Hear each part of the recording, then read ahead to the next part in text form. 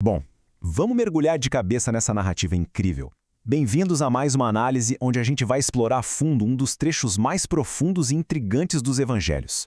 Sabe, antes de qualquer grande evento, sempre tem aquela fase de preparação, certo? E na narrativa bíblica sobre o início da vida pública de Jesus, essa preparação segue um roteiro muito claro. Primeiro, vê uma preparação divina, seguida de uma aprovação pública e, por fim, um teste extremo. O que é realmente fascinante aqui não é só a ordem dos fatos, mas as mudanças drásticas de cenário. A gente vai sair de um deserto completamente árido e isolado para as águas correntes de um rio e depois, de volta para o isolamento total. Para entender toda essa história, a gente precisa ir direto para os textos antigos.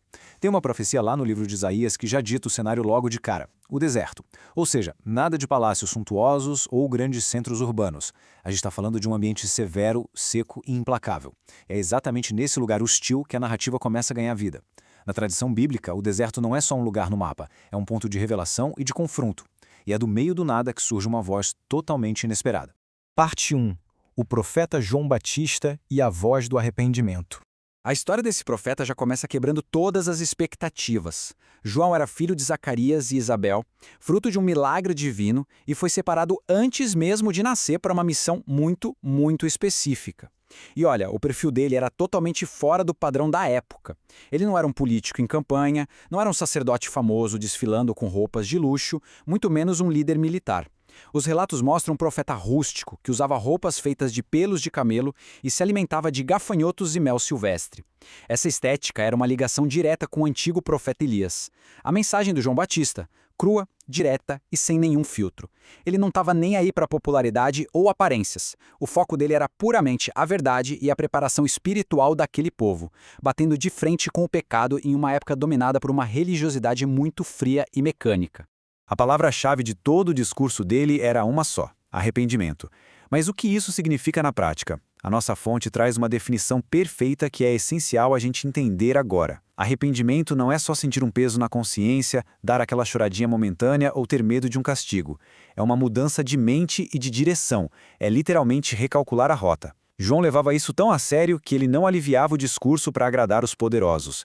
Ele chegava a confrontar as autoridades e os líderes religiosos da época cara a cara, chamando eles de raça de víboras.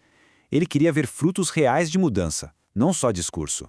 Olhando para a linha do tempo, a gente vê como isso se encaixa perfeitamente. A coisa começa lá atrás, com a profecia de Isaías, avança séculos até a preparação com João no deserto e culmina na revelação do Messias. Mas o que mais chama atenção nessa transição é a humildade absurda de João. Quando o pessoal começou a cogitar se ele mesmo seria o Cristo, a resposta dele mostrou uma clareza de propósito impressionante. Ele disse que não era digno nem de desamarrar as correias das sandálias de Jesus. Ele sabia o seu lugar e entendia que não era a estrela do show. Com essa postura, o palco ficou pronto para a entrada do personagem principal.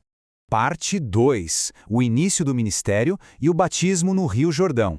E é aqui que o cenário muda completamente. A gente sai daquela poeira seca do deserto da Judéia e chega nas águas refrescantes do Rio Jordão. Esse é o exato momento em que Jesus sai do anonimato e vai ao encontro de João. Mas assim que ele pisa na água, a gente esbarra num baita paradoxo teológico. O próprio João Batista leva um susto e tenta impedir Jesus. E a grande pergunta que fica, e que a nossa fonte analisa a fundo, é a seguinte: bom, se o batismo de João era para o arrependimento de pecados, e os textos descrevem Jesus como alguém sem pecado, qual é a lógica de ele ser batizado? A resposta para esse aparente conflito é incrível e desfaz qualquer confusão. O próprio Jesus explicou que era necessário cumprir toda a justiça. Isso não tinha nada a ver com buscar perdão. Na verdade, envolvia 3 propósitos muito claros. Primeiro, era uma forma de Jesus se identificar 100% com a fragilidade humana. Segundo, era o marco oficial do início do seu trabalho público. E terceiro, e talvez o mais crucial, demonstrava uma submissão total ao plano traçado pelo Pai. Ao entrar naquelas águas, Jesus estava se posicionando como um sacrifício. Não é coincidência que logo em seguida João o chame de Cordeiro de Deus que tira o pecado do mundo, indicando que ele seria o sacrifício definitivo que substituiria todos os antigos. Então, chegamos ao clímax no rio. O texto narra uma manifestação divina de tirar o fôlego. Enquanto o filho está ali nas águas, o Espírito desce sobre ele na forma de uma pomba. E a voz do Pai rasga os céus dizendo: Tu és meu filho amado, em ti me comprazo. É um instante maravilhoso de harmonia, de aprovação e de uma paz profunda. A revelação suprema. Só que, como é comum na narrativa bíblica, esse momento de tranquilidade é só uma pausa rápida antes da tempestade. Uma prova extremamente rigorosa estava prestes a começar. Parte 3. As 3 tentações e o confronto no deserto. Imediatamente depois daquela aprovação gloriosa no rio, a história nos joga de volta para o isolamento. E olha que detalhe importante. O texto diz que Jesus foi conduzido ao deserto pelo próprio Espírito. Ou seja, esse isolamento não foi um imprevisto, foi uma preparação divina proposital. Foram 40 dias e 40 noites de jejum absoluto. As Escrituras fazem questão de mencionar que, ao final disso, Jesus teve fome. É o nível máximo de vulnerabilidade física e exaustão mental. E é justamente nesse pico de fragilidade biológica que o adversário entra em cena, com um ataque cirúrgico. O diabo usa uma tática bem sistemática aqui, baseada numa regra de 3. Primeiro, ele foca nas necessidades básicas e desafia Jesus a transformar pedras em pão. Depois, ele eleva a aposta e oferece todo o poder e autoridade dos reinos do mundo.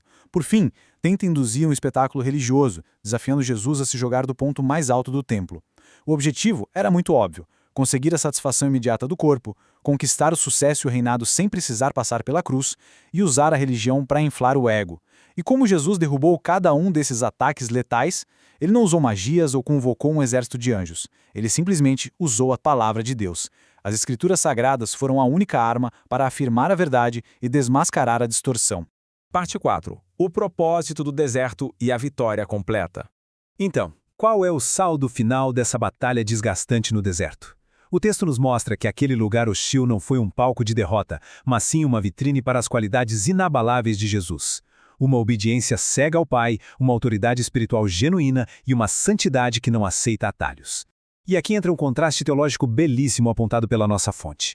Lá no começo da história humana, Adão estava num paraíso perfeito, cercado de tudo que era bom, mas cedeu à tentação e falhou. Jesus, o chamado último Adão, estava num deserto terrível, estéril, sob uma pressão e fome absurdas e mesmo assim saiu vitorioso. Onde a humanidade fracassou no melhor cenário possível, o Messias triunfou no pior ambiente imaginável. O que torna esse estudo fascinante é como ele se aplica à vida real de cada um de nós hoje. Todo mundo acaba atravessando seus próprios desertos na vida, não é mesmo? Aquelas fases de silêncio, de esgotamento e de uma pressão que parece não ter fim. A narrativa nos deixa uma metodologia de 3 passos muito práticos para sobreviver a esses tempos difíceis. Primeiro, usar constantemente a palavra como âncora e escudo. Segundo, não abrir mão da obediência, fugindo das propostas de atalhos fáceis. E terceiro, manter uma dependência total do Pai, sabendo que a verdadeira solução não vem de artifícios humanos. Para fechar nossa exploração, fica uma reflexão muito provocativa. Quando surgem as pressões do dia a dia, aquele cansaço profundo e a tentação de pegar um atalho ou dar aquele jeitinho, como podemos aplicar esses princípios milenares de obediência? Como sobreviver aos nossos próprios desertos modernos? A grande lição de hoje é que a vitória não está em evitar o deserto, mas na postura que escolhemos ter enquanto caminhamos pela aridez dele. É algo poderoso para levarmos na memória. Muito obrigado por acompanhar mais essa análise com a gente e até o nosso próximo estudo.